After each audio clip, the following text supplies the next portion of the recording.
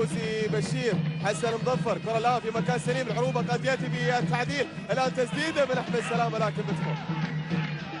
عروبة ما راح يرمي المنديل وراح يقاتل لآخر لحظة. هذه محاولة خطيرة الآن من الجهة اليمنى، عرضية عالية بتمر، هذه جول. أوه سلام عليك. لو كملت كان ممكن تكون لقطة للتاريخ يا أحمد سلامة، لكن لمحة فنية رائعة للغاية يقوم بها اللاعب المصري. شوف الكرة لما لعبت والعرضية الجميلة من عبد الله صالح فيروز. يا سلام يا سلام يا سلام. كان ممكن الحاجة لجماهيره عندما يمر بظروف صعبة. الآن بالراس ملعوبة. يا سلام يا سلام. أحمد سلامة المرة هذه بالراس، لاعب يعني الفنان يبين يا جماعة من لمستين يترك من خلالهم بصمة. تغيير الآن، مازن السعد ينزل في صفوف المصنعة.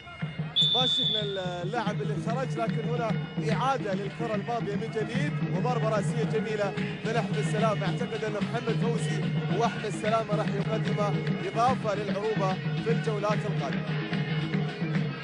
كرة لا تلعب، مبارك يرسلها للقائم البعيد للعروبة. هذه بالراس تهيأ خطرة بالراس، واحدة جول، ولكن أوه الحارس هاني الرشيدي من جديد يتصدى للكرة الماضية. شوفوا معاي يونس مبارك للقائم البعيد يصلحها أحمد سليم، ومن جديد أحمد سلامة يعتلي الجميع يصطاد الكرة الماضية. لاعب يبدو بأنه مميز حقيقة في الكرات الرأسية. ركنية الآن تتنفذ بشكل سريع، ماشية بمكان سريع. عبد الله صالح فيروز عدى ومر، هذه خطيرة للقائم البعيد. ممكن الآن واحدة.